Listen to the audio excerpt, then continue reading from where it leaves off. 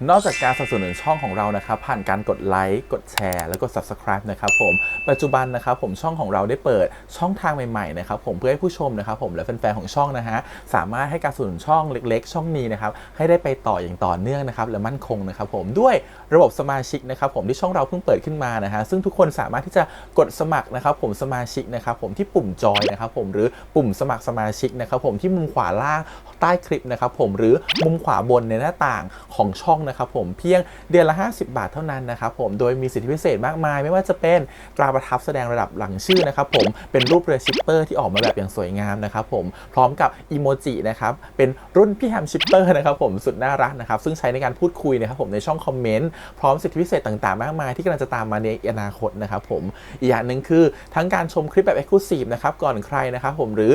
โอกาสที่จะได้ทำกิจกรรมต่างๆร่วมกันในอนาคตนะครับผมก็สำหรับสมาชิกเท่านั้นนะครับผมที่เก็บสิทธิ์นี้เอาไว้ให้กับทุกๆท่านนะครับแต่หากระบบสมาชิกยังไม่หนำใจนะครับผมเรายังมีช่องทางอื่นให้สนับสนุนกันนะครับผมไม่ว่าจะเป็นระบบซุปเปอร์แตงนะครับผมซึ่งหากผู้ชมเนี่ยเจอสัญลักษณ์นะครับรูปหัวใจนะครับผมที่มีดอลลาร์ไซน์นะครับผมหรือสัญลักษณ์รูปเงินดอลลาร์อยู่เนี่ยข้างใต้คลิปใดคลิปหนึ่งเนี่ยสามารถที่จะคลิกนะครับผมเพื่อโดเนทนะครับผมแทนคำขอบคุณนะฮะเพื่อเป็นการสนับสนุนช่องได้นะครับหรือจะเป็นการโดเนทนะครับผ่านบัญชีธนาคารนะครับผมซึ่งได้ใส่รายละเอียดเอาไว้แล้วนะครับข้างใต้คลิปนี้นะครับผมเอาไว้ที่คำบรรยายใต้คลิปนอกจากนั้นนะครับผมเรายังได้เปิด Line Open Chat นะครับซึ่งชื่อว่า ACS Channel Family นะครับผมก็เลยขอเชิญชาวช่องทุกคนนะครับผมเข้าร่วมห้องแชทได้โดยไม่มีค่าใช้จ่ายใดทั้งสิ้นนะครับผมเอาไว้พูดคุยแลกเปลี่ยนข่าวสารกันนะครับผมในครอบครัวของเราและผมได้จัดทำสติกเกอร์ลายรุ่น Lovely พี่แฮมนะครับชิปเปอร์นะครับเอาไว้เป็นสติกเกอร์ที่ใช้พูดคุยกันด้วยนะครับจะได้ใช้คุยกันในกลุ่มก็น่ารักดีนะครับผมหรือจะเอาไปใช้คุยกับเพื่อนๆส่วนตัวก็ได้นะครับไม่ติดอะไรเลยนะครับผมตั้งใจทำออกมามากๆนะฮะเพียงชุดละ35 บาทเท่านั้นนะครับผมใช้ได้ตลอดชีพนะครับผมก็หวังว่าทั้งหมดนี้นะครับผมจะเป็นเรื่องราวดีๆที่จะเกิดขึ้นกับช่องของเราและชาวช่องของเราทุกคนนะครับผมเพื่อมุ่งหน้าต่อไปสู่ปี 2023 ปีนี้และก้าวต่อไปด้วยกันอย่างมั่นคงนะครับผมอย่าลืมสนับสนุนกันนะครับขอบคุณครับ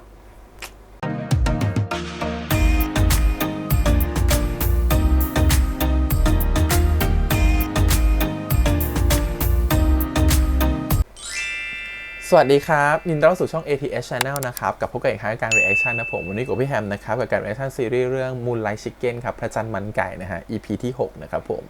เดี๋ยววันนี้มาดูกันต่อนะครับว่าเรื่องราวจะเป็นยังไงกันต่อนะครับผมก็ EP แล้วเนี่ยเหมือนกับว่ามาเจอกันที่หน้าบ้านเนาะมาง้อมาหาที่นอนนะครับผมสุดท้ายคุณลุงจิมของเราก็เปิดทางนะครับผมให้ตัวของหวนเข้ามานอนในบ้านได้นะครับรอดูซิว่าความสัมพันธ์มันจะเป็นยังไงมันจะโอเคแล้วหรือยังนะครับผมการเลิกกันกับตัวอารันมันจะขาดกันแล้วหรือยังจริงๆหรือเปล่าปัญหารุมเร้าของลุงจิมจะหมดไปหรือยังตัวของบ้านร้านพระจันทร์มันไก่ที่จะต้องถูกปิดอีกนะครับผมรอดูซิว่าความสัมพันธ์ใน EP นี้จะเป็นยังไงกันนะครับก่อนอื่นเลยขอขอบคุณก่อนนะครับทาง GMTV ครับผมแล้วก็ทาง Disney Plus Hotstar Thailand ที่อนุญาตทำ reaction ได้นะครับเดี๋ยวไปดูกันเลยครับผมกับพระจันทร์มันไก่ครับ EP ที่ 6 ครับไปดูเลยมึงเลิกกันแล้วแต่อยู่ด้วยกันเนี่ยนะมึงจะเอายังไงเอาให้มันชัดๆนุ้ยกูรักมึงแค่คนเดียวนะเว้ยแต่ตอนนี้มันไม่ใช่หรอกวะเดี๋ยวปากกาผมถ้ารู้ว่าหยิบผิดไปแค่เอาคืนผมมาก็พอผมเคยถามคำถามคุณว่ามันจะไม่มีปัญหาอะไรใช่ไหมตอนนี้อะไร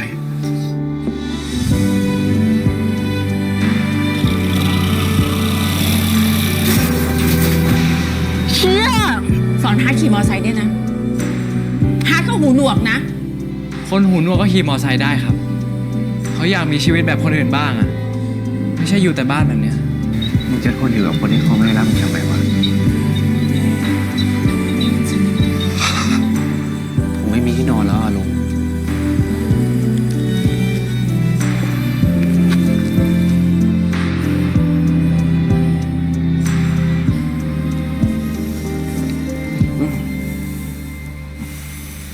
สบายเชียอยู่นี่สบายเชีย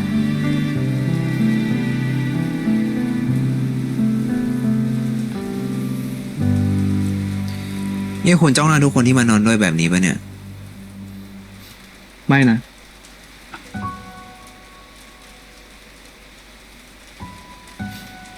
ผมหมายถึงไม่เคยมีใครมานอนแบบเนี้ย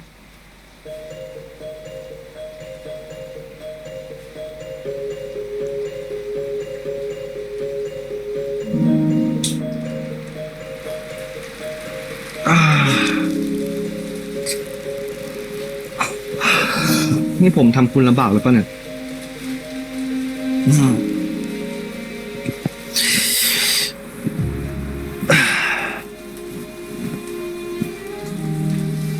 เรื่องนอนพื้นน่ะเหรอ ไม่เป็นไรหรอก ผมนอนจนชินแล้ว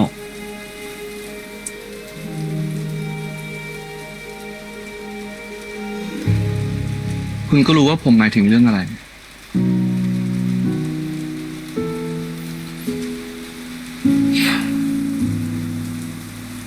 จริงๆแล้วอ่ะ ต้องขอบคุณด้วยซ้ำผมจะได้มุ่งออนจากเรื่องเขาสักทีไงไม่งั้นเนี่ย ก็ต้องวนลูปแบบนี้อะไปจนถึงเมื่อไหร่ก็ไม่รู้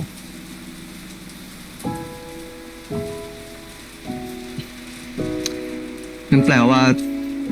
เป็นเพราะผมใช่ไหมทำให้คุณตัดสินใจแบบนี้ ผมบอกแล้วไงว่าผมเลิกกับเขาตั้งนานแล้ว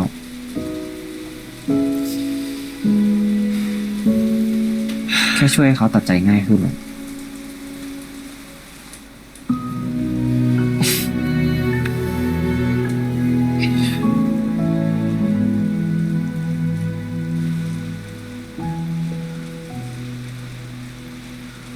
ล้วนี่คุณจะเอาไงต่อ ถ้าลุงไม่สะดวกอะผมไปนอนโรงแรมก็ได้นะ นี่คุณลองใจผมเหรอ แล้วอนุญาตให้ลองปะล่ะ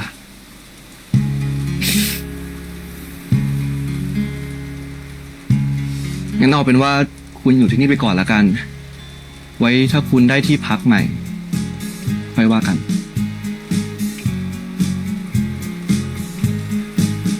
ขอบคุณนะครับ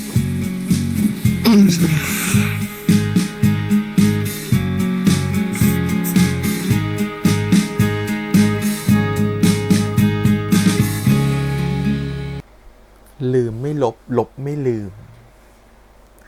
ลืมไม่ลบ ลบไม่ลืม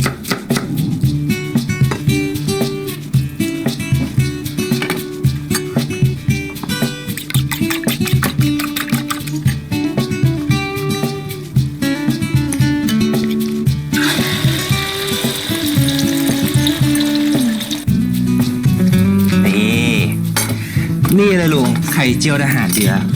ของโปรดผมเอง เดี๋ยวตักให้ อ่ะลุง ลองชิมดู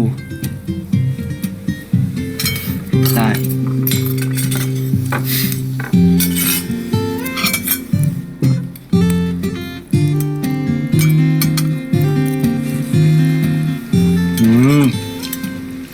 อร่อยนะ อันเนี้ยถือว่าเป็นการทำงานแลกค่าที่นอนแล้วกันนะ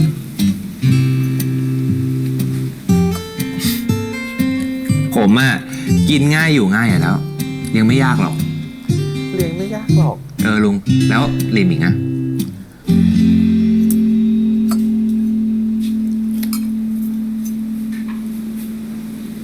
มาเลยครับ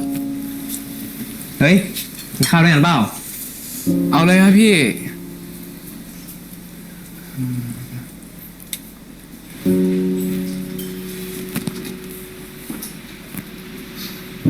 ไข่หมด ใครหมดพอดีอ่ะ มากินข้าวด้วยกันนี่มา ไม่เป็นไรลุง ไม่กิน เดี๋ยว ออกไปข้างนอกนะ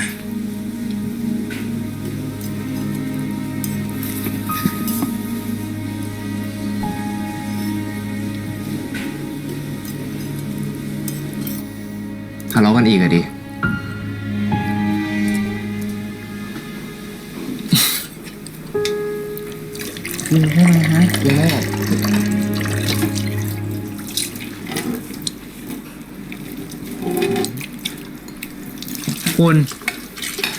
คุณว่าแมวมันจะกินอันไหนอะ สัตว์มันก็มีสัญชาตญาณในการเลือกเหมือนกันนะ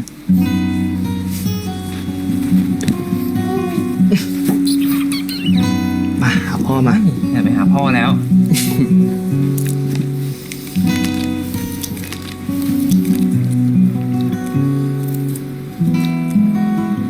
จิโบกินรสไหนดีครับ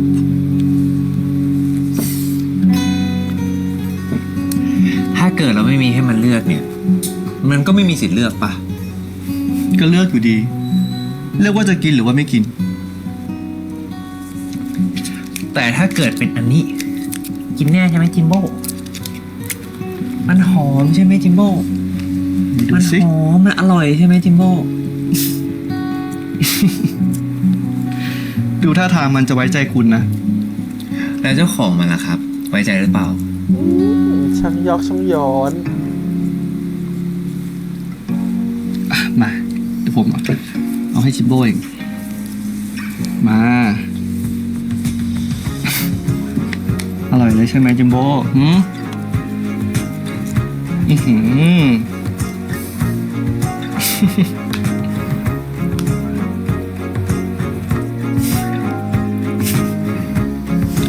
ใช่ไหมจิมโบ้โอ้ยจิมโบ้กินไม่หยุดเลย อืม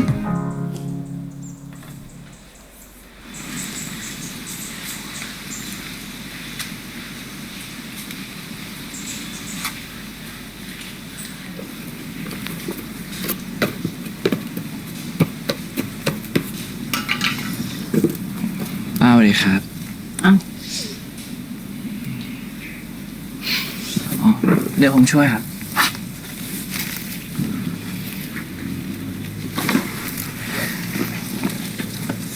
กระถางพวกนี้ผมเปลี่ยนให้วันก่อนนะครับ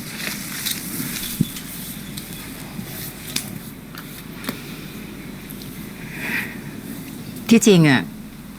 ลินมิงก็ทำงานใช้หนี้ป้าหมดแล้ว ไม่ต้องมาแล้วก็ได้นะ ฝากบอกจิมด้วย แล้วถ้าผมขอมาหาฮาร์ดอีกได้ไหมครับ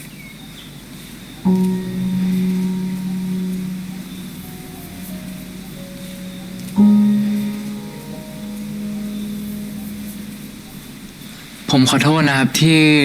วันนั้นพาฮาร์ดออกไปข้างนอกแล้ว ไม่ได้บอกป้าไว้ก่อนนะครับ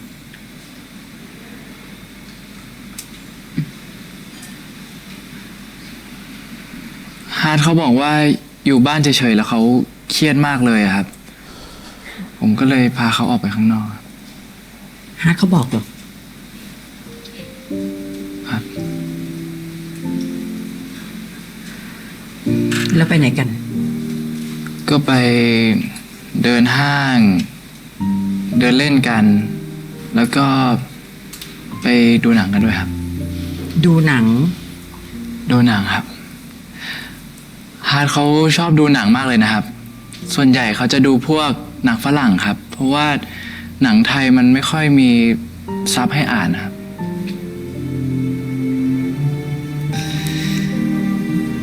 แล้วที่จริงฮาร์ดเขาเป็นคนคุยเก่งมากๆเลยนะครับ คุณป้ารู้จักโบสถ์เปาโลไหมครับ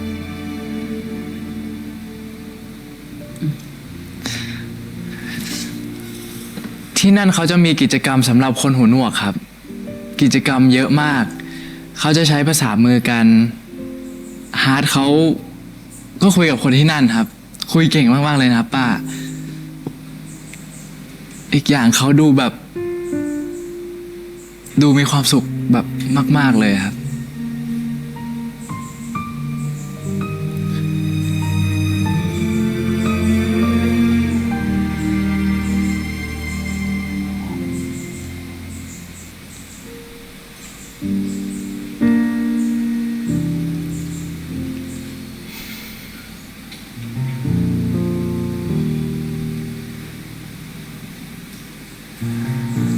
คราวหน้า ถ้าจะไปบอกป้านะ ป้าจะให้ลุงดาบไปส่ง ป้าจะได้ไม่ต้องเป็นห่วงอีก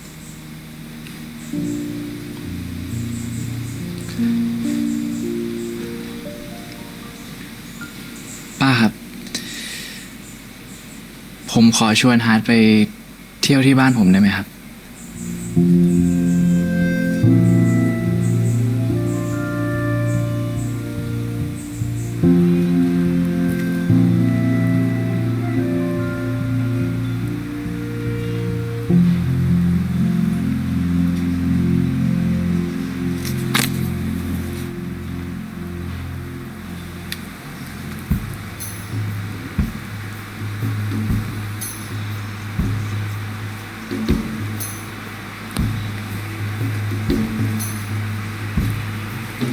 เขามาอยู่ข้างหน้า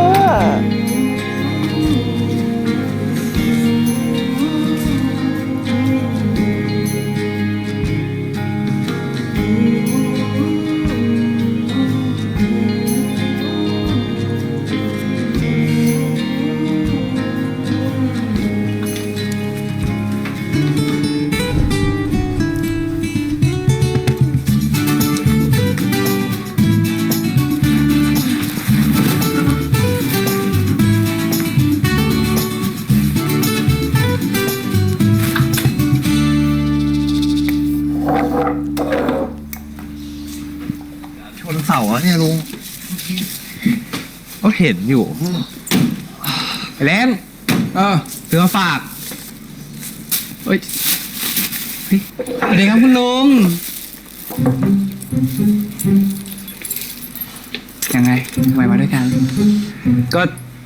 ช่วงนี้นอนบ้านลุงอะ ลุงชิมได้นะให้มึงนอนบ้าน ปกติลุงไม่ค่อยจริงจังกับใครนะเว้ย จริงเหรอ เออ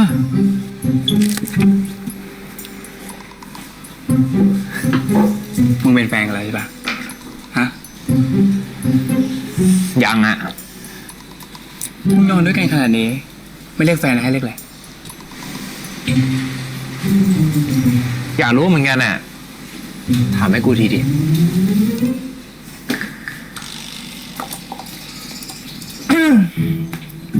คุณลุงครับ อยู่ด้วยกันแบบนี้ ไปไหนด้วยกันแบบนี้ ให้ผมเรียกว่าอะไรดีครับ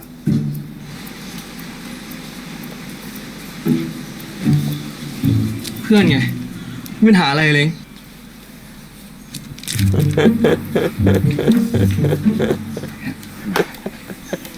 เฮ้ยช่วยทอดลองชิมก่อน โอ้เยอะเลยว่ะโอ้ยออร่อยปะ เออ โอ้โห ไปเถอะขอบใจไว้ย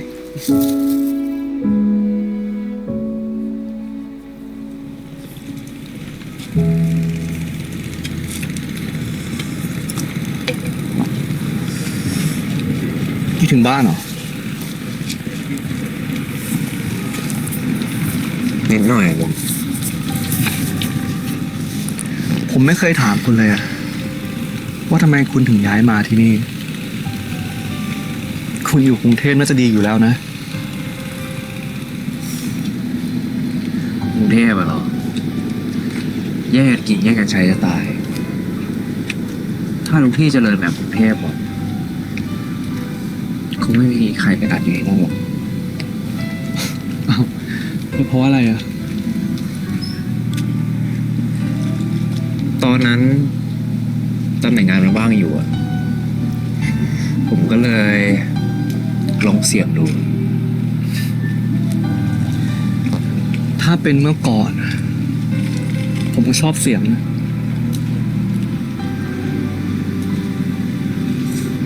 ลุงอะไร ไม่งั้นผมกับพี่สาวคงไม่หนีออกจากบ้านกันมาหรอก แม่ลีมิงนะ ใช่ พี่แจ๊บนานๆจะส่งข่าวกันมาที มันบอกว่า เราสองคนเอาตัวรอดเก่ง ป่าผมก็บอกเหมือนกันว่าผมเอาตัวรอดเก่งเราอยู่ที่ไหนก็ได้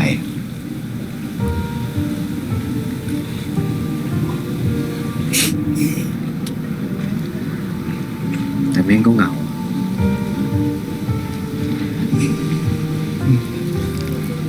เหงา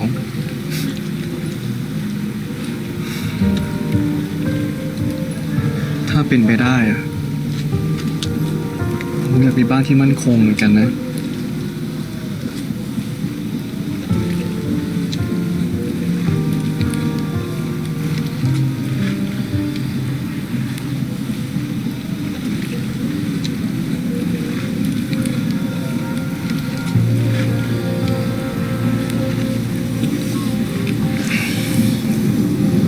ใคร มีบ้านที่มั่นคงเท่านั้นแหละป๋าผมอ่ะเขาเคยบอกว่าความรักก็เหมือนกับบ้านเนี่ยจะชอบหรือไม่ชอบเนี่ยก็ต้องลองเสี่ยงดูก่อน แต่ถ้าเกิดไม่ใช่อะมันก็ต้องย้าย แต่ถ้าเกิดเจอที่ใช่แล้วอะคงไม่มีใครอยากย้ายอะคงจะอยู่บ้านที่ใช่ไปตลอดชีวิตนั่นแหละ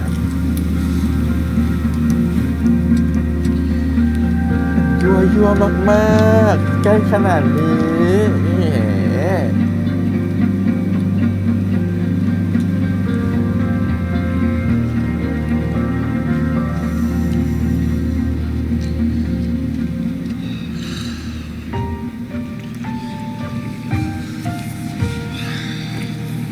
ยั่วขนาดนี้เขายังไม่จูบเราเลย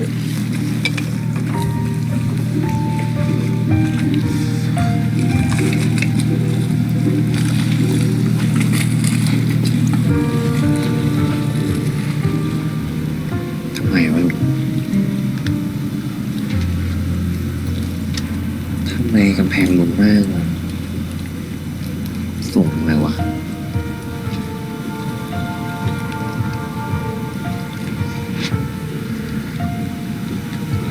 หรือว่าไม่ใช่สำหรับลุง ไม่ใช่พวกคุณหรอกมันเป็นพวกผมเองต่างหาก ครับ ได้ครับ สวัสดีครับ เดี๋ยวคืนนี้กับคืนพรุ่งนี้ผมไม่กลับนะ เดี๋ยวกลับวันอาทิตย์ทีเดียว เจอกัน แค่กลับบ้านต้องถอดแหวนด้วยเหรอเป็นอะไรผมก็แค่ลืมอะลืมทุกวันศุกร์ทุกครั้งที่กลับบ้านเลยเนาะอย่าชวนทะเลาะได้เปล่า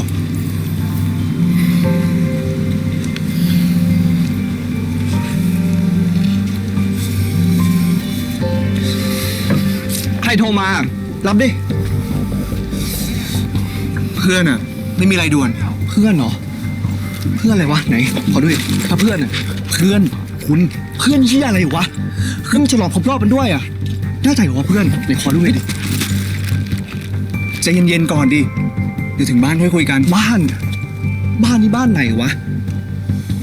ทุกครั้งที่คุณกลับบ้านอะผมติดต่อคุณไม่เคยได้เลยรู้ปะบอกว่าที่บ้านไม่รู้เรื่องของเราสองคนนะผมไม่เชื่อนะเว้ยเชื่อคุณมาตลอดอะสุดท้ายเป็นยังไงอะ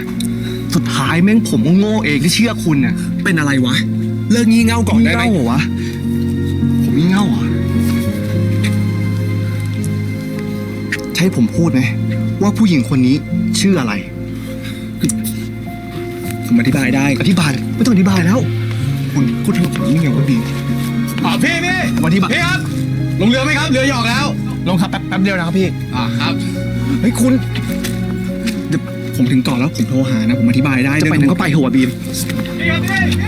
ครับ ผมขอแป๊บเดียวพี่ แป๊บเดียว ให้ผมเล่น เรือออกแล้วพี่ ได้พี่แป๊บเดียวนะครับ ไปเลยครับเรือออกแล้วครับ คุณเดี๋ยวผมถึงบ้านโทรหานะ เรือออกแล้วครับเร็วเลยครับเร็วเลย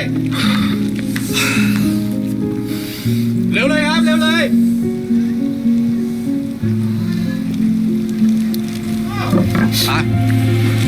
ขอบคุณครับพี่ ระวังครับไปเลยในหัว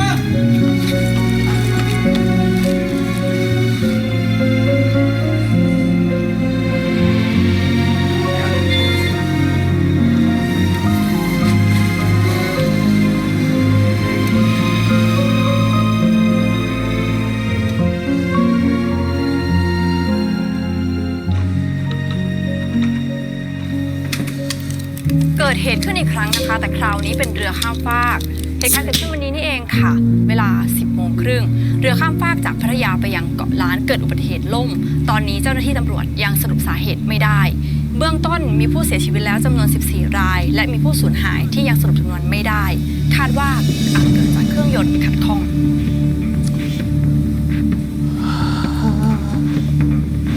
เอาขนาดนี้เลยเหรอ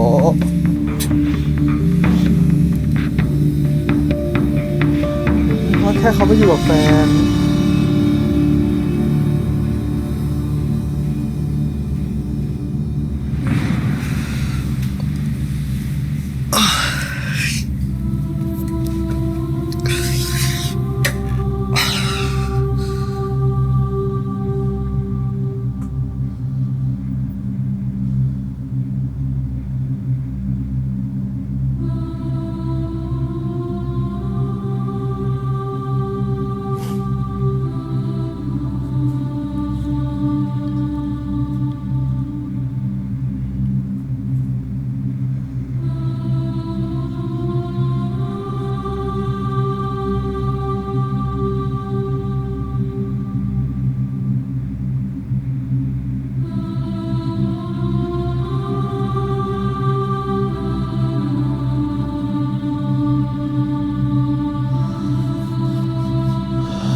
ใครจะคิดว่าการจากกันจะเป็นการจากกันครั้งสุดท้าย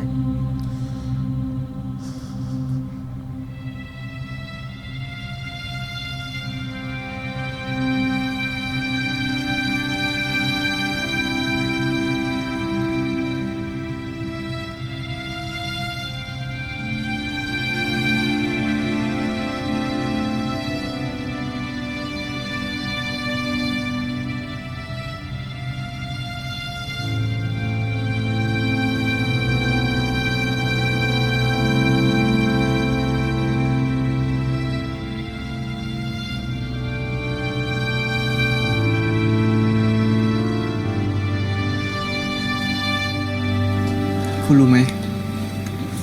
ทุกครั้งที่ผมมาที่เนี่ยผมคิดอะไร ผมคิดว่าถ้าวันนั้นน่ะ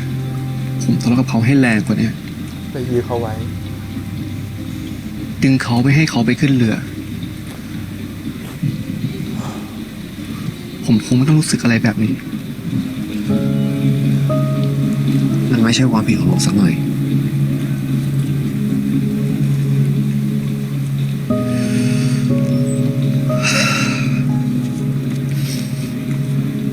ผมอาจจะรู้ก็ได้ว่าเรื่องทั้งหมด มันคืออะไร ผู้หญิงคนนั้นเขาเป็นใคร แล้วผมผิดจริงหรือเปล่า ผมไปแย่งเขามาหรือเปล่า นี่ผมไม่รู้อะไรเลยคุณ ไม่รู้แม้กระทั่งว่าความรู้สึกที่เราอยู่ด้วยกันมาตลอด มันจริงหรือเปล่า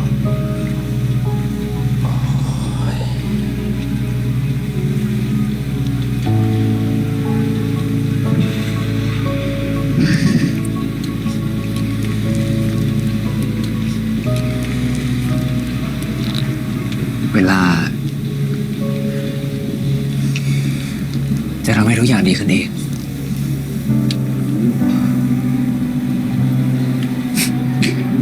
ยิ่งโต หาเป็นมันยิ่งหายากคุณว่าไง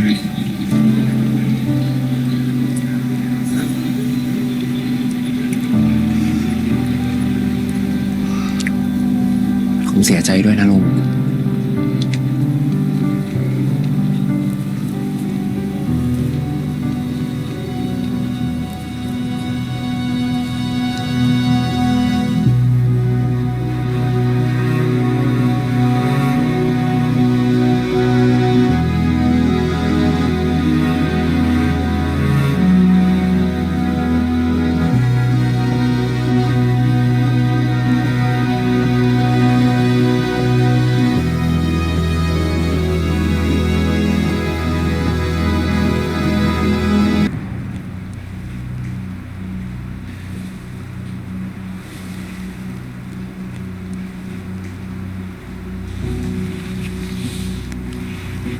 ผมว่าคุณไปยื่นกู้ที่อื่นนะครับ หมายความว่าไงครับ ผมกูไม่ผ่านเหรอ เปล่าครับ ถ้ากู้ก็น่าจะผ่าน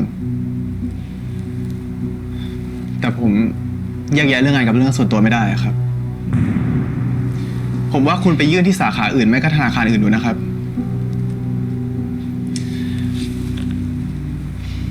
นี่นามบัตรของฝ่ายสินเชื่อตลาดนาเกลือครับ คุณลองโทรไปคุยดูแล้วกัน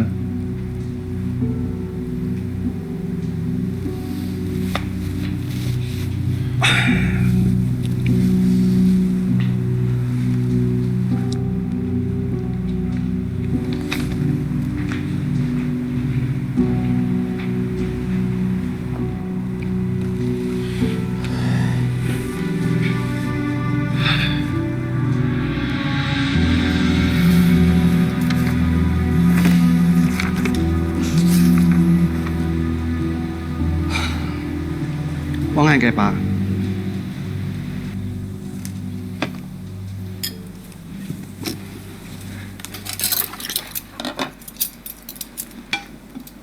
ลุง ขอบใจมาก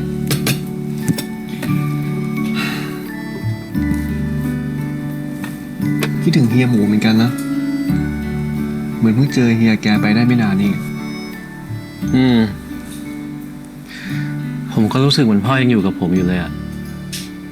เพราะแม่อะบ่นให้ผมฟังทุกวัน แล้วเจ๊หงนี่แกเหงาบ้างไหมเนี่ย เหงาดิ ผมก็เลยไม่ค่อยออกไปไหนอะลุง อยากอยู่คุยเป็นเพื่อนแก กลัวแกเหงา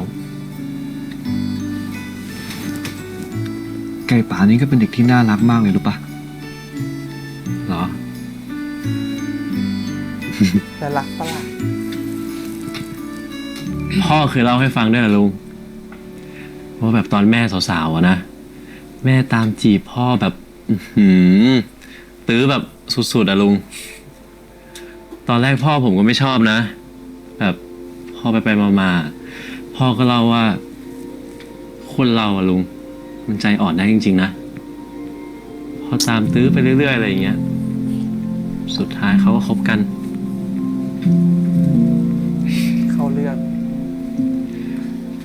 ลุงว่าถ้าเราตื้อคนที่เราชอบไปเรื่อยๆอะเราจะสมหวังปะ แต่ลุงคิดว่าของแบบเนี้ยมันอยู่ที่ชอบหรือไม่ชอบมากกว่า คนไม่ใช่ลุงคิดว่ายังไงก็ไม่ใช่ งั้นผมพอจะเป็นคนที่ใช่สำหรับลุงได้ปะ ตอบขนาดนี้แล้วลูก ต้องให้ชัดขึ้นไปอีกโอ้ยสงสารไก่ป่า ลุงขอโทษนะไก่ป่า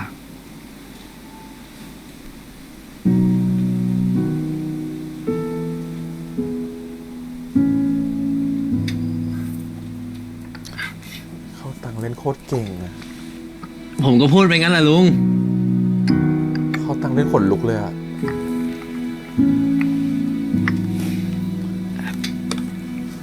ลุงชิมนี้ให้หน่อยดิ แม่ชอบบอกว่าผมทำจืด แต่ว่าผมว่ามันก็โอเคแล้วนะ ชิมให้หน่อยดิลุง กินข้าวกันมา กินข้าวกัน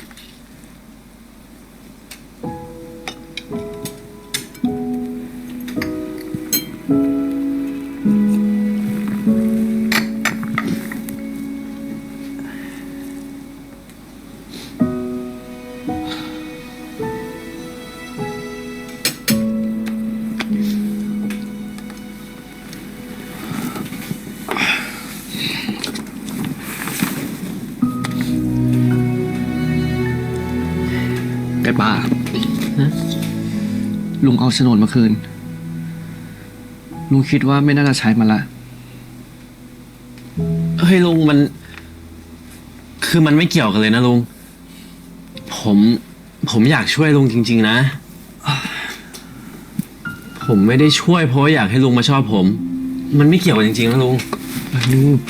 ไม่ใช่หรอกไก่ป่า ลุงว่าลุงจะไปยืมโฉนดพี่สาวของลุงเองไงคนเป็นญาติกันน่าจะกู้ผ่านง่ายกว่า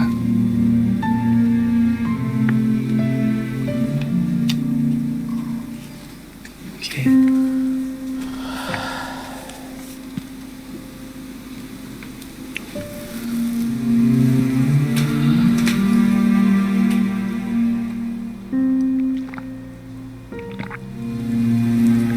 กินข้าวกันลุง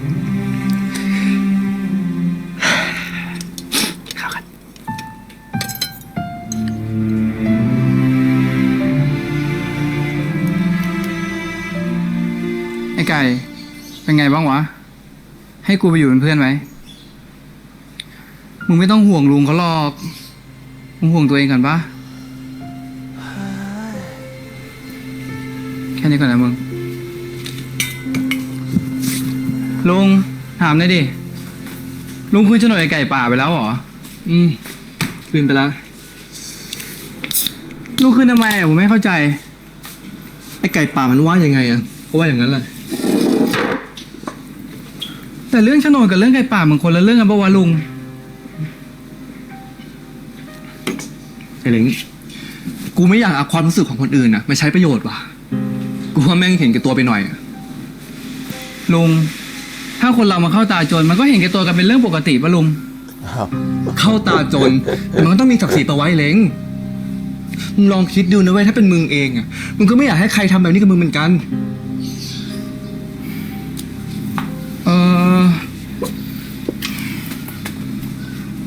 แล้วนี้เอาไงต่อ จะหาเงินที่ไหนมาจ่ายเขาอะ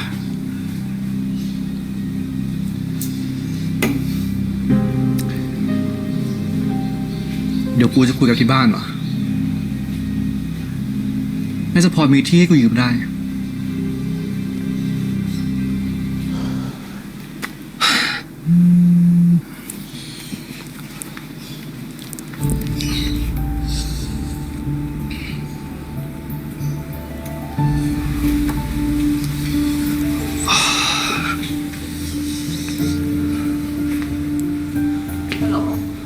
ฮัลโหลเจ้พอจะมีโฉนดให้ผมยืมหรือเปล่า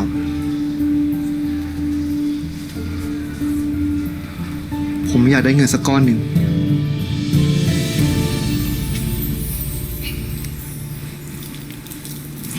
โอ้โหนี่มันวันอะไรกันแน่วันนี้มันหลังจากคริสต์มาสไม่นานเองใช่ไหม ลุงวันนี้กลับบ้านก่อนผมอะ ช่วงปลายปีอ่ะ คนเขาก็ไปหาอะไรกินดีๆกันหมดอ่ะ4 ทุ่มที่ร้านก็แทบไม่เหลือคนแล้ว อ๋อแสดงว่ารอบก่อนไม่ใช่คริสต์มาส แล้วลุงคิดไงจัดบ้านต้อนรับปีใหม่เนี่ย เพื่อชีวิตมันจะดีขึ้นมาบ้าง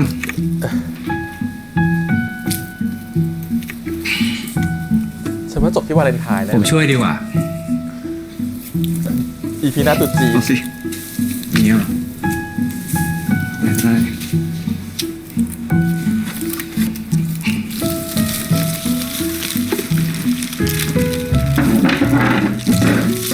อันนี้ไหม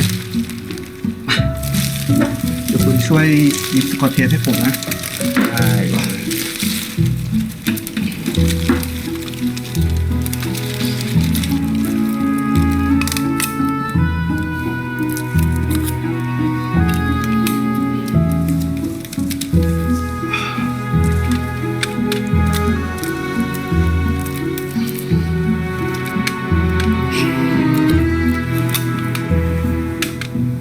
ไม่ได้เลยนะ นิดๆหน่อยๆก็เอานะ เราเนี่ย สปาร์คปะลุง สปาร์กมาลูก ช็อตเลยแหละ นี่ไง แค่จัดบ้านก็มีอะไรดีแล้ว ไม่เอาหน้า เราคุยกันแล้วไง โอเค ลงมาดิลุง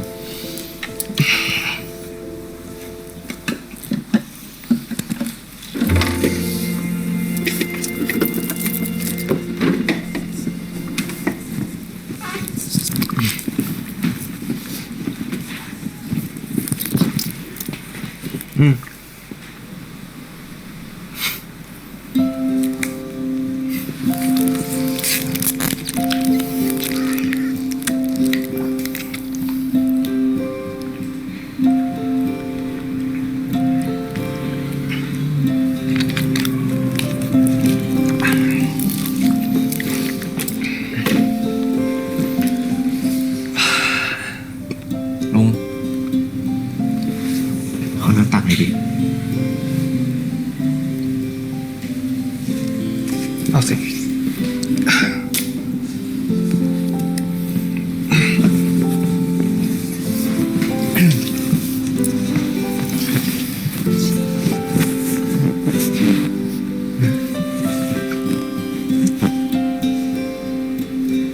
งคิดว่าที่นี่เป็นบ้านของลุงหรือเปล่าอ่ะ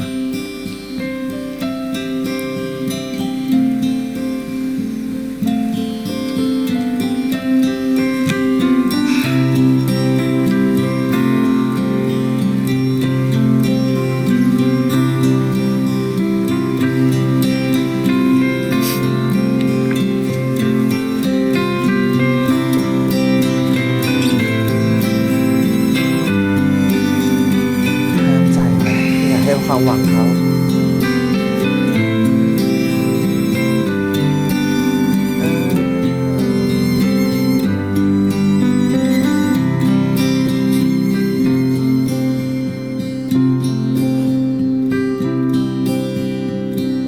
ก็อดใจไม่ไหว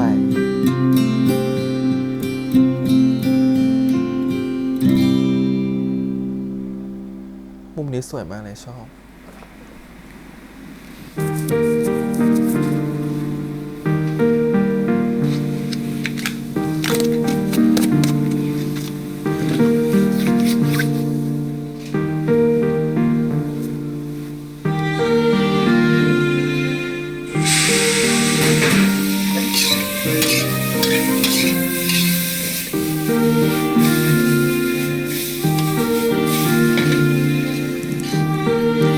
ลุงทำอะไรแต่เช้าลุงหอมเชียร์ คุณหิวเหรอ เปล่าอ่ะ ได้ยินเสียงก็เลยเดินมาดูอ่ะ วันนี้ผมจะไปวัดอะเลยทำกับข้าวไปถวายเพล แล้วทำไมไม่ชวน ผมเห็นว่าวันนี้วันหยุดอะเลยคิดว่าคุณน่าจะอยากนอนพัก ไปด้วย เห็นเนี้ยผมก็เข้าวัดทำบุญนะลุง ลุง งั้นเดี๋ยวลุงรอผมแป๊บนึงขอไปอาบน้ำก่อน โอเคปะ อ่ะ ได้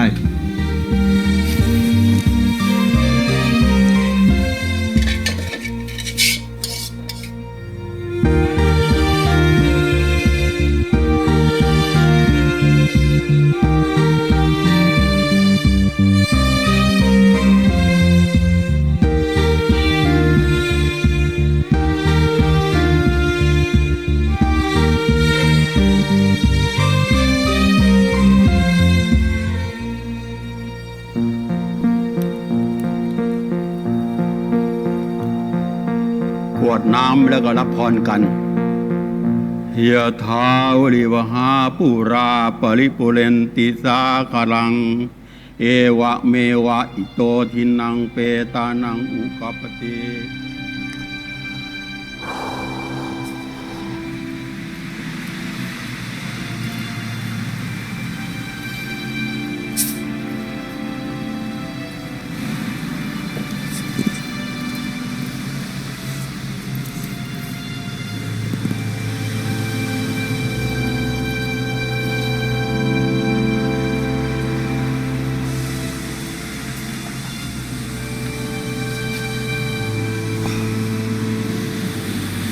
เขายังอายุน้อยอยู่เลยนะลุง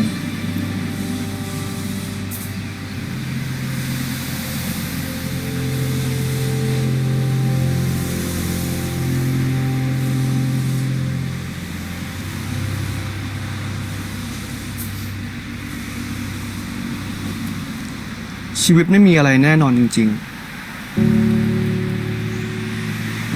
ความตาย บางครั้งมันก็ง่ายเกินไปเนาะ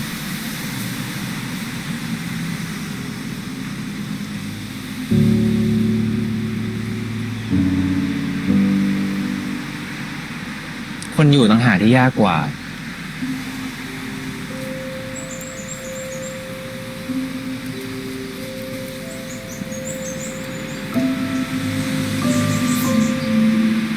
ผมยังคิดอยู่เลยว่าถ้าเขาอยู่ตอนเนี้ย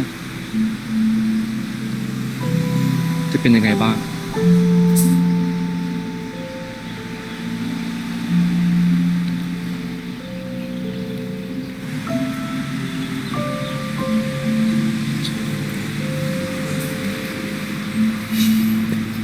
ลุง แล้วลุงเจอผู้หญิงคนนั้นหรือยังครับ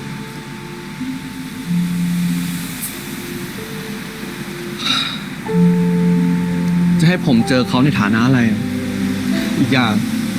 ผมก็ไม่รู้ว่าจะไปเจอเขาทำไมด้วย ก็ไปเจอ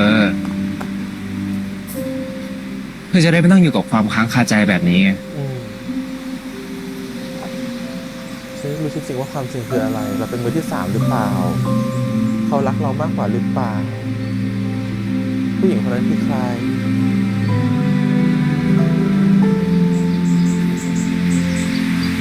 ผมไม่รู้จักเขาอะ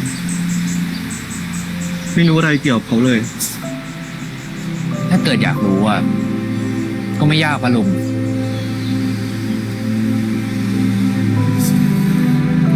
ลุงยังมีเฟซบุ๊กพี่บีไหมอ่ะ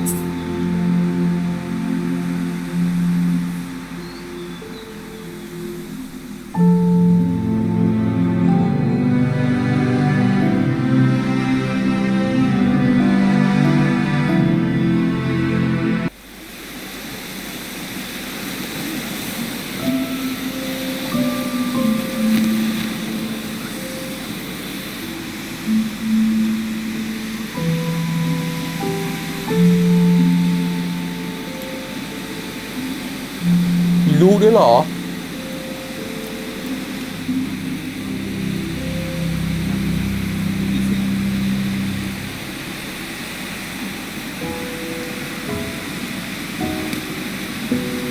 ลุง อยากให้ผมเข้าไปด้วยไหมอะ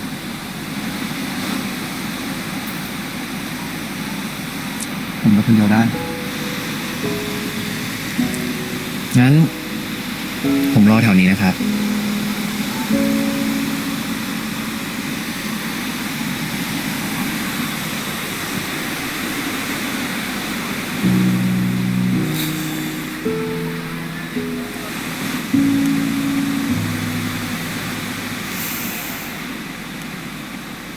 เมื่อวันก่อน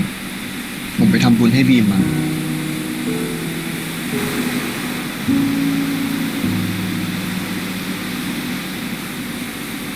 จริงๆผมก็ไม่รู้ว่าจะมาที่นี่ทำไมเหมือนกัน อาจจะเป็นเพราะว่าผมไม่รู้อะไรเลยมั้ง ผมเลยมา แล้วคุณอยากรู้อะไรล่ะ คุณรู้เรื่องของผมหรือเปล่า รู้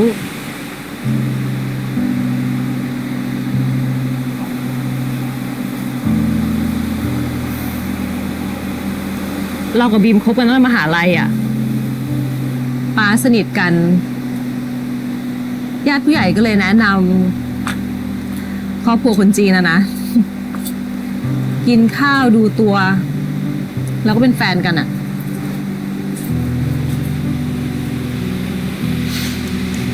นี่ก็แสดงว่า ผมมาทีหลัง แล้วไงเหรอ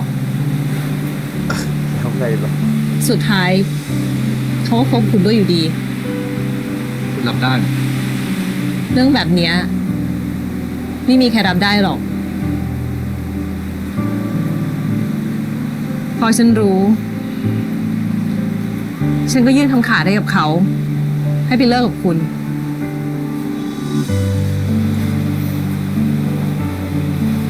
เลยจ้ะ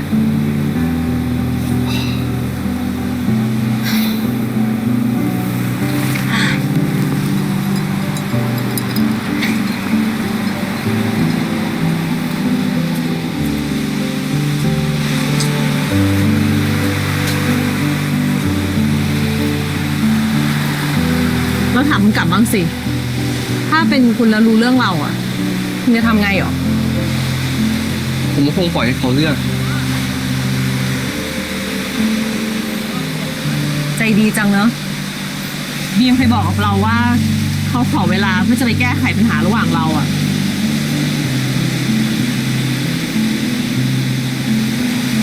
นี่แปลว่า เขาอยากเลิกกับผม เราก็ไม่รู้เหมือนกัน เขาเสียไปก่อน แต่ถ้าถามเราลึกๆนะ เขาไม่ได้อยากเลิกกับคุณหรอก เพราะถ้าเขาอยากเลิกเขาคงทำไปนานแล้ว เขาคงรักคุณมากอะ เหรอ ผมอยู่กับความสงสัยนี้มาตลอด ผมไม่รู้เลยว่าที่ผ่านมาเขารักผมจริงหรือเปล่า รักสิ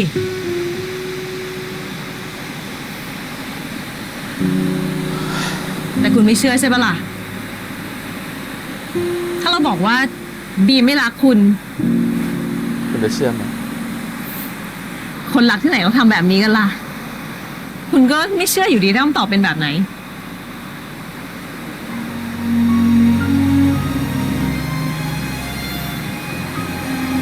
เรามันก็แค่รักผู้ชายเห็นแก่ตัวคนหนึ่งเลย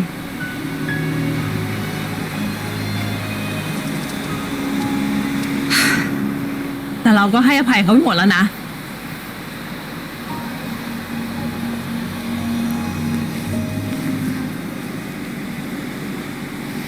เราไม่รู้ว่านี่คือคำตอบที่คุณกำลังตามหาหรือเปล่านะ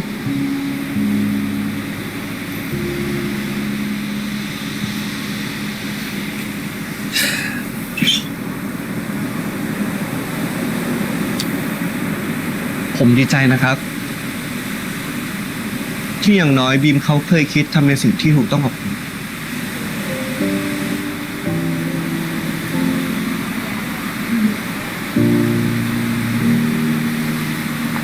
มาม่าค่ะป้าไปอยากให้มาม่าไประบายสีด้วยกันต่อ โอเคจ้ะแต่ว่าก่อนอื่นต้องสวัสดีคุณลุงก่อนนะ สวัสดีค่ะลุง โอเค มาตามไปนะ ค่ะ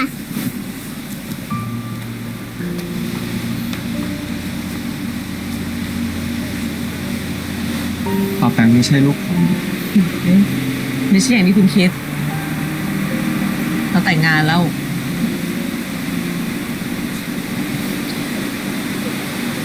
แล้วคุณล่ะ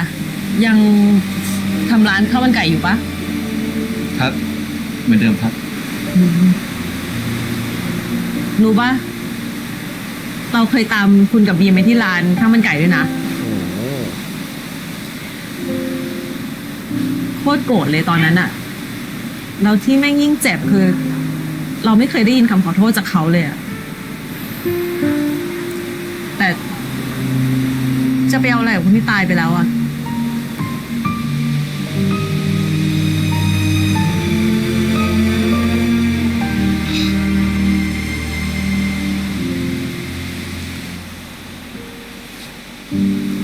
เราเลิกจมอยู่กับอดีตแล้ว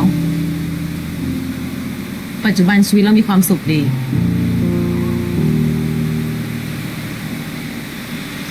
เราขอตัวก่อนนะ มื้อเนี้ยเราเลี้ยง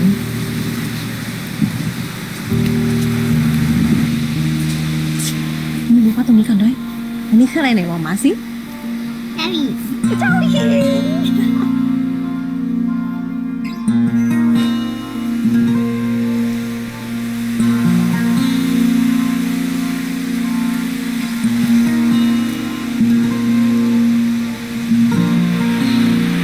กับข้าวร้านนั้นอร่อยไหมลุง ผมไม่ได้กินเลยคุณ แล้วลุงยังจะกลับไปกินอยู่ไหมอะ ไม่อ่ะ ผมจะกลับไปอีกนะ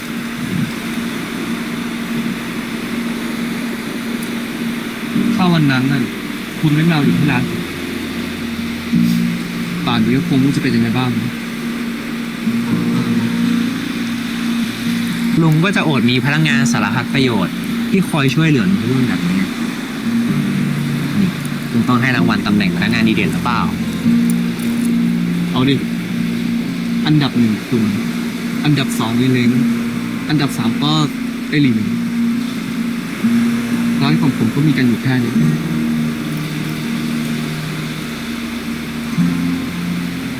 นี่ลุงให้ผมเป็นคนในครอบครัวลุงด้วยเหรอ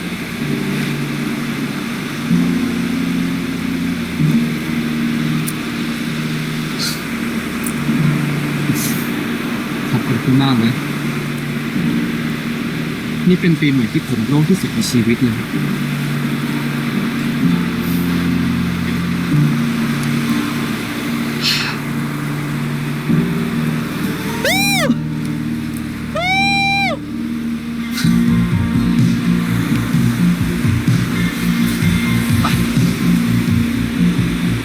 รีบไปไหนอะลุง ไม่รอเขาจุดพลุข้ามปีก่อนเหรอ ไม่อ่ะ ผมดูจนเบื่อแล้ว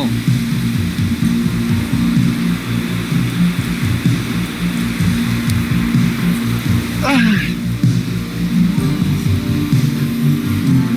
ปสวดมนต์ข้ามปีกันดีกว่า โหอะไรของลุงเนี่ย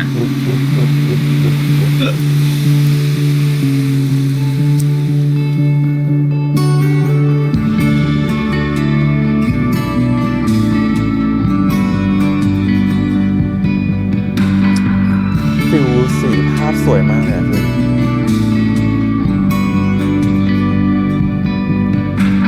แต่ท้องฟ้าท้องเฟ้อคือแบบ สวยอะ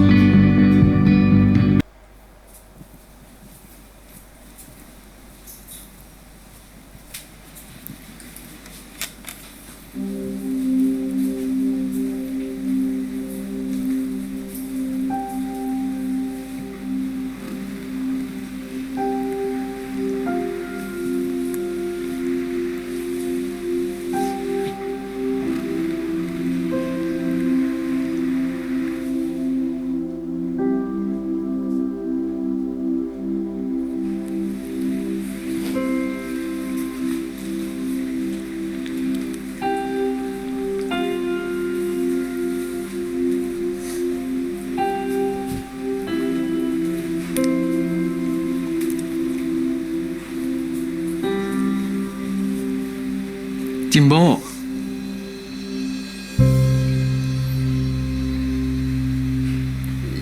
อิม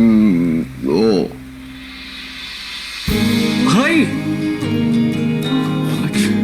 มึงพูด ได้เหรอ ก็เขาพูดว่าหูหนวก เฮ้ย ทีหลัง มึงพูดได้เหรอ ก็ต้องพูดได้อยู่แล้ว เหรอมึงพูด ให้ ฟังหน่อย อย่าฟัง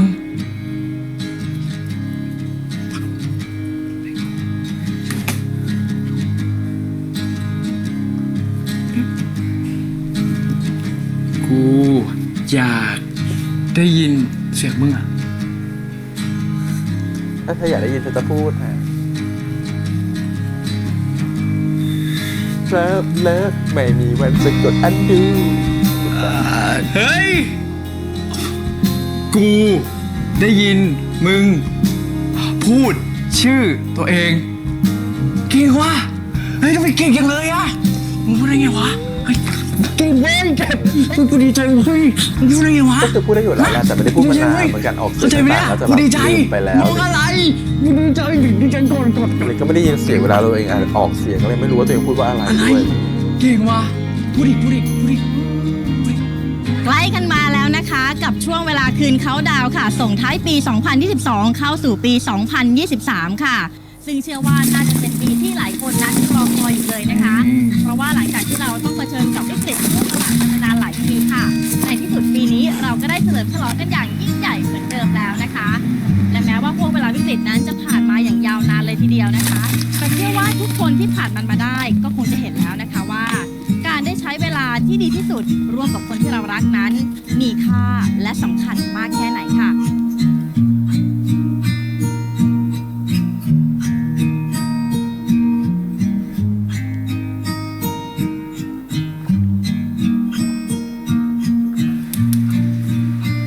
เมื่อก่อนมึงไม่เคยปีอ๋อ เมื่อก่อนมึงไม่เคยเขาดาวน์ปีใหม่กับใครมาก่อนเลยก็กูอะ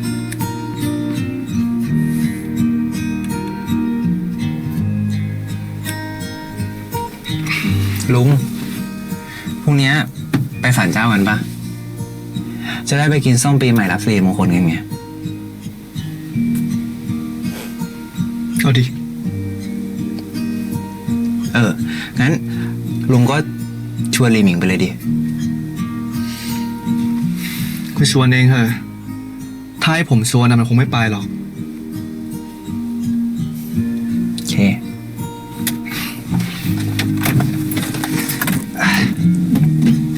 เฮ้ย ใกล้ถึงเวลาแล้ว และตอนนี้ค่ะ เวลาเขาดาวน์เริ่มนับถ อยหลังแล้วนะคะ เรามานับถอยหลังเขาดาวน์ไปพร้อมๆกันค่ะ นับ10 9 8 7 6 5 4 3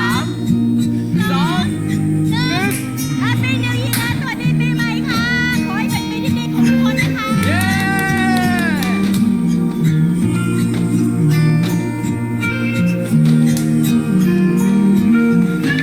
เฮ้ยลุง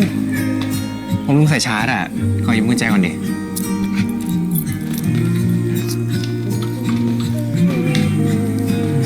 ฮัลโหลครับ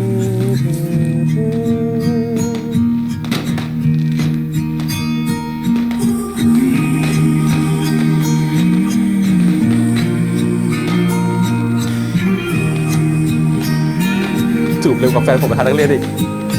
เรื่องเนี้ย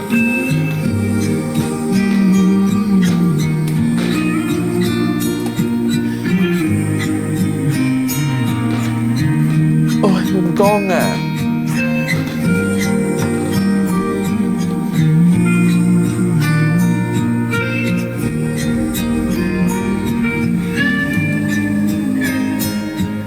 มุมกล้องอ่ะนึกว่าจะได้จูบแบบว่าเห็นต้องรอดูแฟนผมประธานนักเรียนแล้วแหละ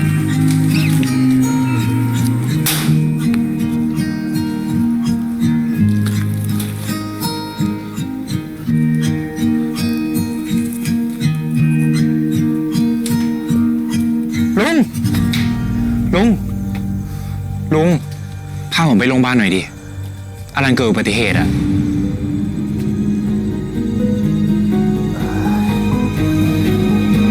จบไม่สิ้นพวกรับรู้ว่าหลานเพิ่งเป็นเป็นเกย์ เป็นไงบ้างวะ ตำรวจบอกว่ามันเมาอ่ะตอนนี้เอาเลือดไปตรวจอยู่ แต่เหตุการณ์ตอนชนกูก็ไม่รู้ว่ะ แล้วมันเมาได้ไงวะ ปกติไม่กินเหล้าไม่ใช่หรอ ก็ใช่ไงปกติมันไม่กิน แต่ตอนนี้ปกติไงมึง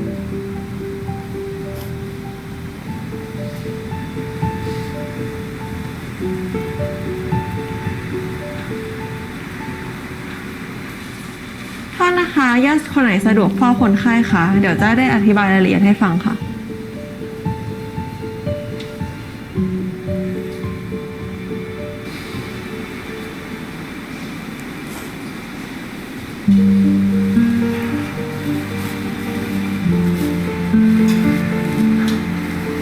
ลุง ผมว่าคนควรจะอยู่นะ ถ้าเป็นผมอ่ะ ผมคงจะอยู่เหมือนกัน มาเปิดมากจริงๆแล้วว่าก็ควรจะอยู่เขาเป็นแฟนเก่าเราอ่ะก็มีใหญ่ๆเนาะเขาไม่มีใครด้วย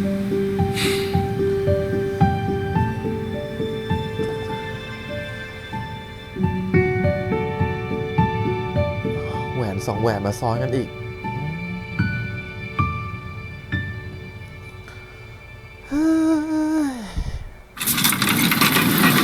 มีมิงไงลูก กูเห็นไว้ว่ามึง2 คนแอบจูบกัน แค่เกิดมาจนมึงยังลำบากไม่พอใช่ไหมวะ ยังเสือกจะเป็นเกย์อีก คุณอานี่ก็คุณนานี่ก็ตอนนี้ผมเคลียร์ตัวเองหมดแล้วนะ งั้นผมจะถือว่า วันนี้เป็นเดทแรกของเราแล้วกันนะลุง ยังมีพรุ่งนี้ให้เธอได้รัก จริงๆ EP นี้ก็ไม่ได้มีประเด็นอะไรที่แบบอยากจะเมนชั่นเยอะนะครับเพราะเข้าใจว่าเรื่องก็เล่าแบบตรงไปตรงมานะครับผมเหมือนเดิมแล้วกันเดี๋ยวแตะเป็นเรื่องเป็นคู่ๆไปแล้วกันนะครับขอเปิดด้วยเรื่องของลีหมิงกับฮาร์ดก่อนเหมือนเดิมแล้วกันนะฮะง่ายดีคู่เด็กเนาะก็ลีหมิงกับฮาร์ดก็คือก็ที่เราเห็นกันอยู่แล้วว่าลีหมิงก็คือตอนแรกเหมือนกับแม่เขาจะไม่โอเคเนาะแม่ของฮาร์ดจะไม่โอเคสุดท้ายก็คือแม่ของฮาร์ดเขาก็โอเคนะครับที่จะให้ลีหมิงเข้ามาอยู่กับฮาร์ดอีกนะฮะผมแล้วก็ไม่จำเป็นต้องมาทำงานชดใช้หนี้แล้วก็ให้มาอยู่กับฮาร์ดได้นะครับผมแล้วก็ได้เล่าอะไรหลายๆอย่างในหลายๆมุมที่แม่ไม่เคยรู้เกี่ยวกับตัวฮาร์ดไปนะครับผมก็ทำให้แม่รู้สึกว่าเป็นเราเป็นแม่ก็คงจะว้าวนะว่าแบบเฮ้ยลูกเราทำอะไรหลายๆอย่างได้ขนาดนี้เลยเหรอแต่เราไม่เคยรู้มาก่อนเลยและส่วนหนึ่งก็เพราะว่าเราอายส่วนหนึ่งรู้สึกว่าเราก็ตั้งแต่ลูกเราเป็นใบ้ตั้งแต่ลูกเราเป็นคนหูหนวกเนี่ยรู้สึกว่าเราก็ไม่กล้าที่จะ เอาลูกเราออกไปข้างนอกไม่กล้าที่จะไปเผชิญโลกข้างนอกมันอยู่ที่ตัวเราเองเขาเป็นคนสร้างกำแพงให้ลูกเองแล้วพอวันหนึ่งเรารู้สึกว่าเฮ้ยจริงๆแล้วความสุขของลูกคืออะไรความสุขของลูกเป็นคืออยู่ตรงไหนอะไรเงี้ยพอเขาเข้าใจอ่ะเขารู้สึกว่าที่ผ่านมามันคืออะไรเขาก็เริ่มทบทวนตัวเองแล้วเขาถึงยอมที่จะให้ลูกเขาได้ออกมาเจอโลกข้างนอกบ้างก็เลยเปิดโอกาสให้ลีหมิงชวนฮาร์ดไปเที่ยวข้างนอกได้ก็เลยได้มาวันปีใหม่ด้วยกันนะครับผมแต่เจ้ากรรมนะฮะมาวันปีใหม่ก็พามาเขาดาวเนาะ2คนนี้แล้วมันยังเป็นเด็กกันอยู่2คนความรู้สึกคือเดี๋ยวที่เราบอกไปแล้วว่าที่ EP ก่อนเราพูดไปแล้วถ้าใครอยากจะฟังที่ทั้งหมดก็รอไปฟังใน EP ก่อนนะครับคือเราพูดไปแล้วเกี่ยวกับความรู้สึกของ2คนนี้ว่ามันเกิดมาได้ยังไงนะครับผมว่ารู้สึกว่ามันคือการก่อตัวของความที่มันรู้สึกเราต่างเป็นความสุขของกันและกันเราต่างเป็นส่วนเติมเต็มของกันและกันเราต่างเป็นคนที่คอยซัพพอร์ตกันและกันมันเลยเหมือนกับเป็นความชอบที่มันค่อยๆก่อตัวโดยที่แบบเป็นความชอบที่ดีมากๆด้วยและสตรองมากด้วยนะฮะและเป็นความชอบที่ก่อตัวโดยที่เขาไม่รู้ตัวมันคือความรักหรือเปล่าแต่มันรู้สึกดีกับคนนี้จังเลยมันรู้สึกเราได้เติมเต็มให้ใครสักคนหนึ่งในชีวิตเรามันเหมือนกับเราไม่เคยทำให้ใครในชีวิตนี้มาก่อนเลยเราไม่เคยเป็นความสุขของใครเลยแต่เราเป็นความสุขของเขาแล้วอยู่ดีวันนี้พอถึงคืนปีใหม่ด้วยโมเมนต์ทุกอย่างมันพาไปก็2คนก็เหมือนกับจูบกันเนาะเรารู้สึกว่า2คนเขาจูบกันโดยที่เขายังไม่คอมมิตหรอกว่าสิ่งนี้เรียกว่าความรักหรือเปล่าสิ่งนี้คือความรักหรือเปล่าสิ่งนี้คือเรา2คนรักกันหรือเปล่าต้องเป็นแฟนกันหรือเปล่ามันยังไม่ถึงความคิดอะไรแบบนั้นแต่ความคิดที่มันมาจากความทวินหาในใจลึกๆนะครับผมแล้วก็ความรู้สึกที่มันรู้สึกดีต่อกันมากๆมันก็เลยจูบกันเป็นเหมือนกับสิ่งที่เอาไว้เป็นตัวแทนของการแลกเปลี่ยนความรู้สึกดีๆที่มีให้กันอะไรอย่างเงี้ยซึ่งเราก็ตอนแรกก็หวังจะดีใจเนาะจะได้เห็นฉากจูบของเจมินายกับโฟนนะครับเพราะเราไม่เห็นในแฟนผมไปฮันเรย์สักทีนะจะจบอยู่แล้วนะฮะสุดท้ายคิดว่าจะได้เห็นก็ไม่ได้เห็นอยู่ดีนะครับมุมกล้องนะครับผมรอไปดูแล้วกันว่าในแฟนผมตอนสุดท้ายเราจะเห็นฉากจูบหรือเปล่านะฮะแต่เดี๋ยวนี้ไม่เห็นแน่นอนทีนี้พอถึงการจูบกันเสร็จแล้วก็มีประเด็นต่อไปที่จะพูดถึงใน EP ต่อไปนั่นคือประเด็นที่ลุงจิมน้าของเขาแหละมาเห็นนะครับผมรู้สึกว่าไม่โอเคกับการที่หลานตัวเองจะกลายเป็นเกย์นะครับผมเพราะรู้สึกว่าอันเนี้ยก็นิดนึงตรงที่ว่าตัวเองเป็นมาก่อนตัวเองก็รู้สึกว่าความเป็นเกย์มันลำบากความรักของเกย์มันชอกช้ำความรักของเกย์มันไม่สมบูรณ์แบบหรอกมันขัดกับสิ่งที่เขาเคยพูดตอนแรกเนาะว่าเขาเป็นเกย์เขาจะเป็นเกย์ที่ดีเขาจะเป็นเกย์ที่โชว์ให้พี่สาวเขาเห็นให้ได้ว่าเขามีความรักที่ดีได้เขามีแฟนที่ดีได้แต่พอเขาเจอชีวิตที่มันผ่านไปในแต่ละวันจนถึงการที่เขารักกับบีมแล้วก็ผิดหวังจากบีมมาก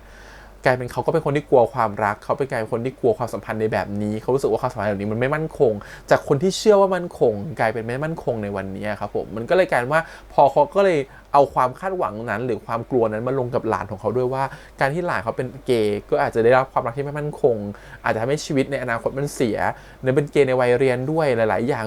งคุณยังต้องทำงานคุณต้องเรียนต่อคุณมันมีหลายๆเรื่องที่มันต้องผ่านเข้ามาในชีวิตซึ่งในเด็กวัยเนี่ยมันยังต้องเจอเขาก็กลัวว่าการที่เขาเป็นหลานเขาเป็นเกย์มันทำให้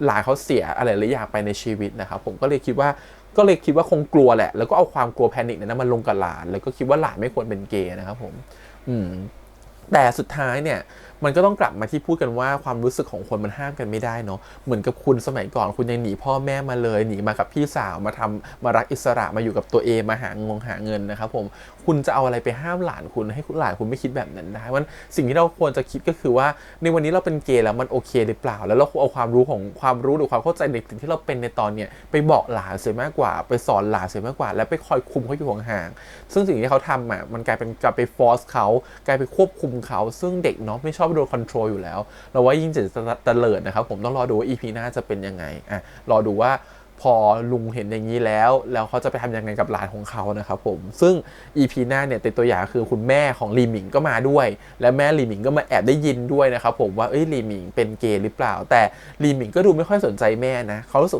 เขาเหมือนแม่เขาทิ้งเขาไว้อยู่กับคุณอาอะไรคุณน้าอย่างเงี้ยมันก็เลยเหมือนกับว่าเขาก็เลยไม่ผูกพันกับคุณแม่ส่วนหนึ่งอาจจะโกรธคุณแม่ลึกๆด้วยซ้ำอะไรอย่างเงี้ยก็เลยไม่แน่ใจว่าความสัมพันธ์ของแม่ลูกคู่นี้จะเป็นยังไงรวมถึงน้าหลานต่อจากนี้จะเป็นยังไงก็ต้องรอดูกันต่อไปนะครับผมก็เราคิดว่าเรื่องเขาทิ้งปมไว้ค่อนข้างน่าสนใจพอสมควรเลยแหละว่าการที่คือป้อมพูดว่าเรื่องนี้ค่อนข้างจะยำบทหลายๆบทเข้ามาอยู่ในเรื่องนี้เรื่องเดียวไม่ว่าจะเป็นการเป็นเกย์ในวัยเรียนนะครับผมการเป็นเด็กวัยรุ่นที่แบบยังไม่พ้นมัธยมม.ปลายแต่ก็ยังมีความรู้สึกรักต่อกันนะฮะรวมถึงความรักที่มันขมๆในหลายมิติซึ่งเรื่องนี้พยายามจะใส่ความขมมาทั้งหมดก็ไม่เข้าใจว่าจะโกรธเกลียดอะไรกันนักกันหนานะครับผมใส่ความกลัวมาทุกรูปแบบใส่ความวิบัติมาทุกรูปแบบวิบัติหมายความว่าอะไรดูสิ EP นี้คืนปีใหม่อารันก็ยัง รถคว่ำนะครับผมเข้าโรงพยาบาลคือดูสิคือใส่ความชอกช้ำระทมตรมใจมาเยอะมากในเรื่องนี้ครับคือความขมคือคิดความขมประเด็นไหนได้คือใส่มาหมดโดยไม่ยั้งความรู้สึกคือแบบก็เกินไปคือบทอะไรมันจะดราม่าขนาดนี้เนาะแต่ก็คิดแหละชีวิตคนบางคนคงจะมีดราม่าขนาดนี้แหละแต่คือแบบโธ่คือมันแบบดราม่าเกินไปอะไรเงี้ยชีวิตมันจะแบบไม่มีอะไรดีเลยมันจะมีแต่เรื่องความดีคือความสุขของความที่ได้รักอะครับผมแต่ที่เรื่องที่เหลือองค์ประกอบชีวิตคือแบบโอ้โหมีแต่ความซวยล้วนๆนะครับผมน่าสงสารอะพอดูไปเริ่มรู้สึกสงสารอะไรเงี้ยทีนี้กลับมาที่ตัวละครอีกคนหนึ่งที่น่าสงสารก็เหมือนกันนั่นคือไก่ป่านะครับผมไก่ป่าเขาเป็นตัวละครที่น่าสงสารมากคนหนึ่งความรู้สึกคือก็เข้าใจเขานะบางทีเหมือนที่เราบอกไปหลาย EP แล้วว่าบางทีการให้อะไรตอบแทนไปหรือความรู้สึกที่มันตอบแทนไปมันอาจจะไม่รับกลับมาเหมือนที่เราคาดหวังไว้ก็ได้นะครับผมเพราะว่าสุดท้ายความรักและความรู้สึกนะครับผมมันไม่ใช่ใครว่าใครให้มากกว่าแล้วจะได้รับได้ดีกว่านะครับถามว่าเป็นไปได้ไหมเป็นไปได้นะฮะแต่คุณก็ต้องเจอคนที่เขาอยากได้สิ่งนั้นด้วยอะครับผมมันเหมือนกับที่เขาเปรียบเทียบเรื่องพ่อกับแม่จีบกันแม่จีบพ่อก่อนนะครับผมแม่เข้าหาพ่อทุกอย่างจนวันหนึ่งพ่อใจอ่อนแล้วก็ยอมกลับมารักแม่นะฮะซึ่งพอไก่ป่าเขามีพื้นฐานความคิดแบบนั้นเขาก็เชื่อมาเสมอแหละว่าการที่เขาทุ่มเทใครสักคนหนึ่งการที่เขาจีบใครสักคนหนึ่งการที่เขาทำสิ่งดีๆให้ใครสักคนหนึ่งเขาคงจะได้รับความดีนั้นกลับมาหรือตอบแทนกลับมาหรือคนที่เขาจีบคงจะแพ้เขาบ้างแหละคงจะรู้สึกแพ้ใจเขาบ้างอะไรเงี้ยแต่มันไปมาไม่ใช่แบบนั้นเพราะสุดท้ายมันอยู่ที่คนที่รับมันจะเป็นยังไงมันอาจจะเป็นความโชคดีที่แม่เขาได้ไปจีบคุณพ่อเขาซึ่งพ่อเขาอาจจะยอมใจอ่อนแต่กับบางค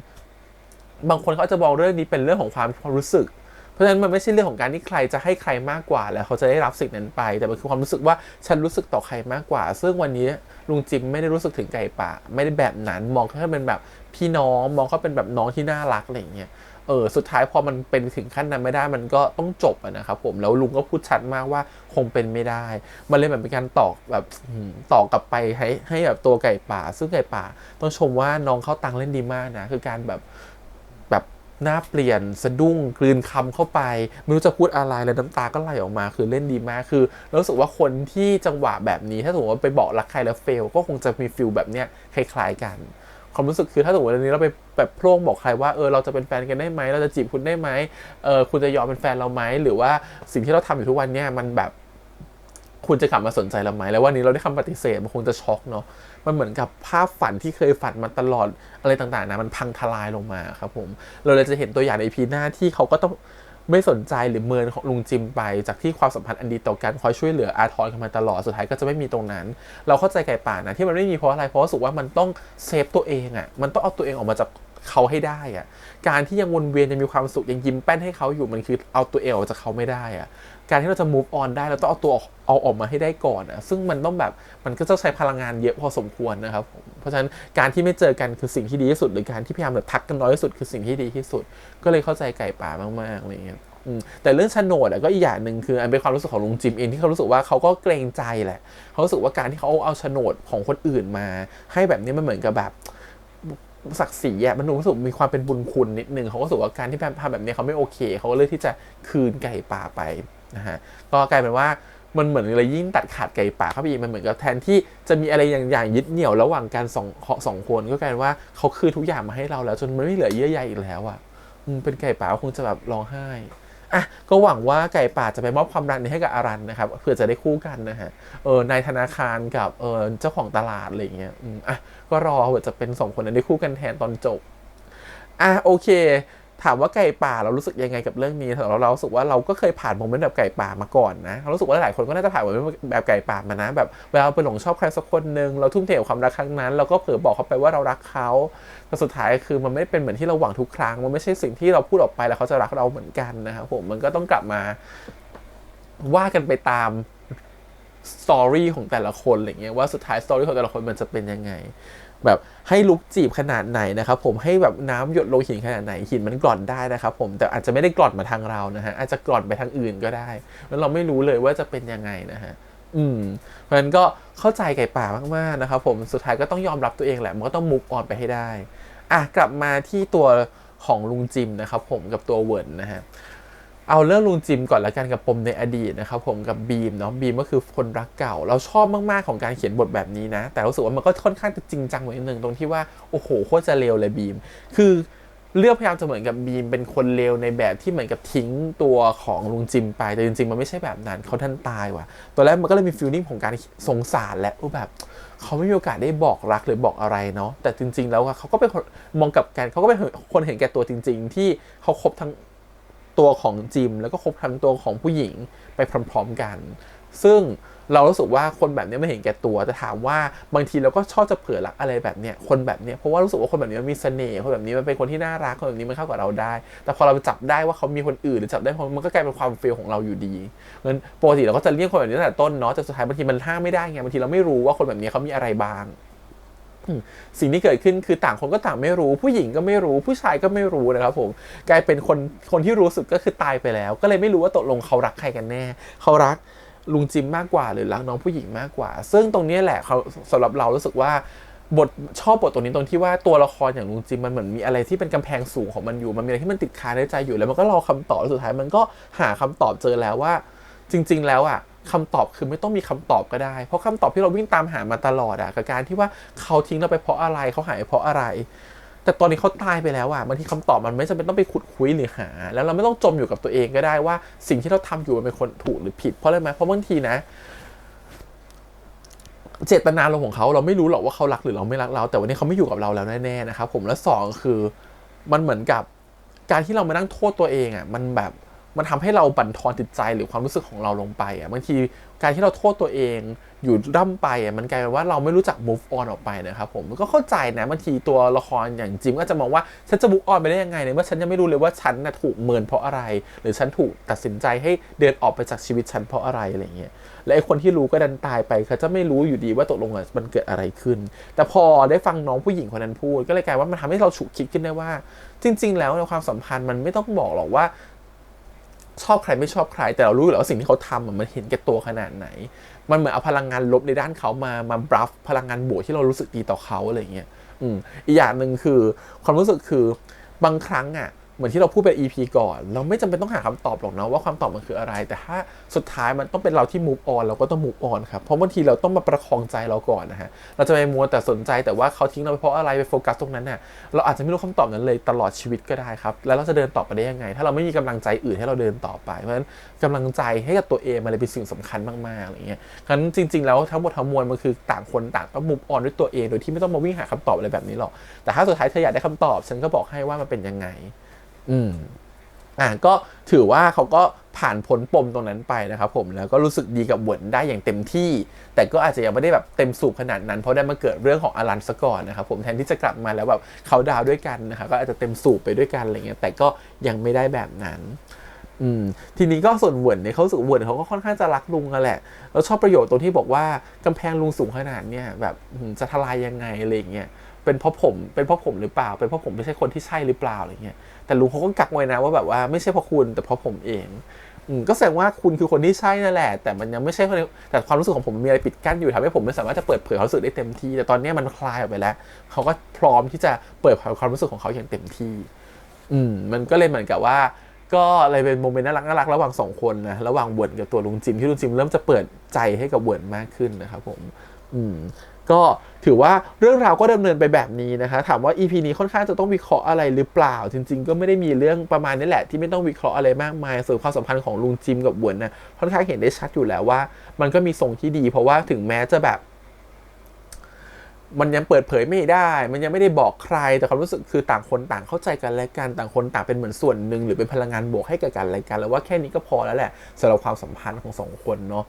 ก็ต้องรอดู EP หน้าว่ามันจะมีปัญหาความขมอะไรเข้ามาในเรื่องนี้อีกนะครับผมเพราะนู่นมันเป็นไปได้ทุกอย่างจริงๆไม่ว่าจะเป็นแบบเดี๋ยวก็อาจจะมีการเวรคืนที่ดินยังไม่จบนะครับผมแม่ไก่ป่าจะเสียหรือเปล่านะครับทิ้งปมเอาไว้หลี่หมินจะได้เวิร์นทราเวลไหมแม่หลี่หมินจะคุยกับหลี่หมินยังไงนะครับพี่พิจิกาก็มาแล้วนะครับผมก็ถือว่ามันยังมีอีกหลาย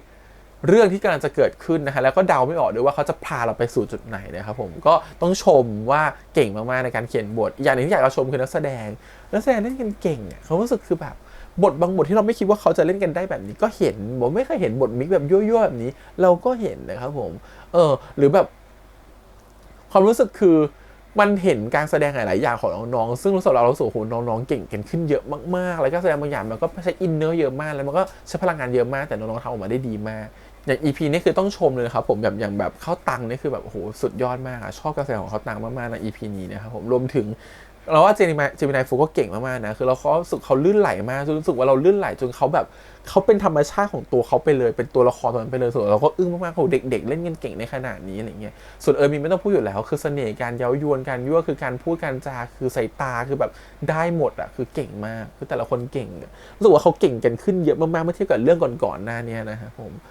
ก็ถือว่าเจ๋งมากๆส่วนเรื่องเจมินาย